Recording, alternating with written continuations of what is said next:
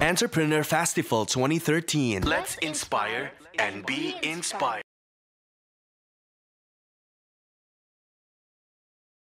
Jadi sebetulnya industri perencanaan keuangan adalah industri yang masih sangat bayi di Indonesia ya. Awalnya dulu waktu itu saya mulai sekitar tahun 1998 dan waktu itu saya berpikir zaman itu orang ketika dia melakukan investasi dan lain sebagainya, orang tidak akan bertanya ke orang lain cocoknya investasi kemana gitu. Jadi waktu itu tahun 98 saya ingat sekali kebiasaan bertanya kepada orang lain tentang personal finance itu belum membudaya sama sekali. Kemudian yang terjadi adalah mulai tahun 99 saya menulis di media massa tentang perencanaan keuangan dan lain sebagainya. Akhirnya saya ingat sekali sekitar tahun 2000 atau 2001 orang-orang sudah mulai aware mengenai pentingnya personal finance. Mereka mulai membaca di media massa banyak sekali tulisan-tulisan tentang perencanaan keuangan gitu ya. Dari mulai sederhana bagaimana cara mempersiapkan dana pendidikan anak, mempersiapkan pensiun, kemudian memilih asuransi yang pas, itu hal-hal seperti itu. Akhirnya seingat saya mulai tahun 2000-2001 sudah mulai ada 1-2 buku tentang perencanaan keuangan sudah mulai keluar, dan akhirnya sekitar tahun 2004-2005 buku tentang perencanaan keuangan sudah mulai sangat banyak. Dan sekarang tahun 2012 kalau kita datang ke toko buku, kita seringkali bisa melihat satu rak sendiri yang isinya buku-buku tentang perencanaan keuangan.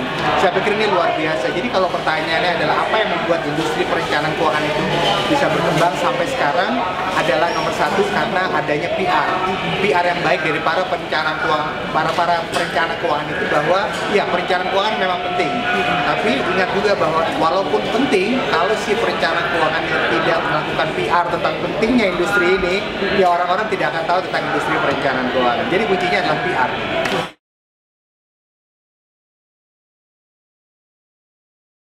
Yang pertama adalah tentunya dengan menulis di media massa ya. Saya dulu berpikir, saya tidak pernah berpikir branding secara profesional. Kenapa? Kan saya tidak pernah belajar tentang branding ya.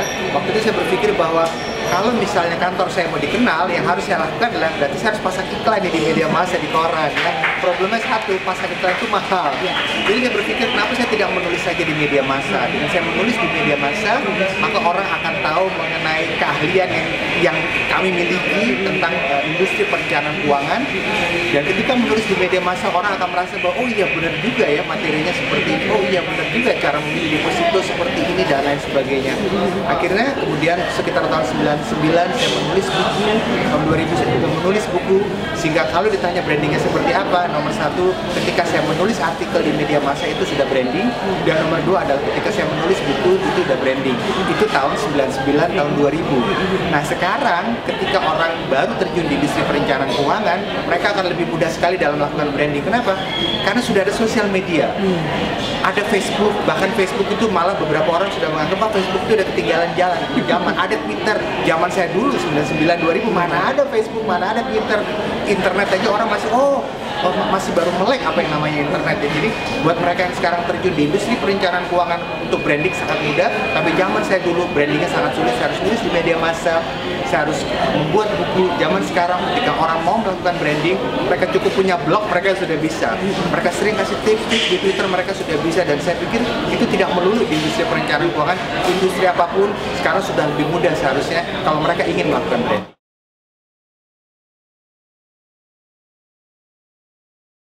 Saya pikir industri perencanaan keuangan di Indonesia, walaupun saya melihat sudah sangat berkembang dibanding tahun 98 dulu ketika saya memulai, tapi kalau saya lihat dibanding secara keseluruhan industri perencanaan keuangan ini masih sangat bayi. Jadi kalau ada pertanyaan misalnya apakah banyak orang sudah mulai terjun di industri perencanaan keuangan ini adalah sesuatu yang mesti diwaspadai, kalau saya bilang sih enggak ya. Ini malah sesuatu yang harus terus didukung. Kenapa? Karena masyarakat kita ada banyak sekali ya, tidak cukup hanya dilayani oleh pemain-pemain di industri perencanaan keuangan yang ada sekarang, baru bisa dihitung dengan jari lah, cuma berapa gitu ya. Jadi saya pikir teruslah kembangkan industri ini, masih banyak yang bisa dikembangkan, dan jangan lupa kalau perlu melakukan spesialisasi.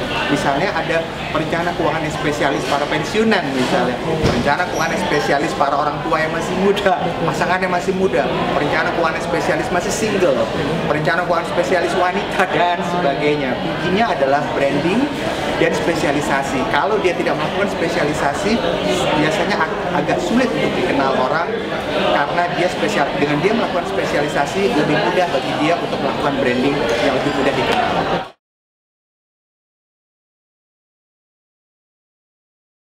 Kalau seseorang ingin menjadi seorang perencana keuangan, ada sejumlah step yang harus dijalani ya. Yang pertama tentunya ada pendidikannya ya. Pendidikannya ada pendidikan profesi, pendidikan sertifikasi dan lain sebagainya. Dan sekarang sudah mulai bertebaran tentang pendidikan profesi perencana keuangan. Ini adalah hal standar yang harus ditempuh.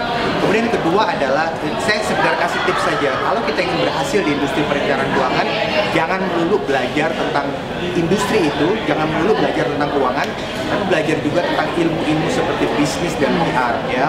Bisnis adalah bagaimana kita mengembangkan bisnis kita, membangun sistem di dalam bisnis kita, tapi PR adalah bagaimana kita bisa membangun sebuah image di masyarakat tentang bisnis kita. PR pada intinya sebetulnya bukan untuk memasarkan sesuatu, tidak, walaupun pada ujung-ujungnya kita senang. Tapi dengan kita membangun image tertentu di masyarakat, nanti kita bisa mengatur masyarakat bisa melihat kita seperti apa image-nya.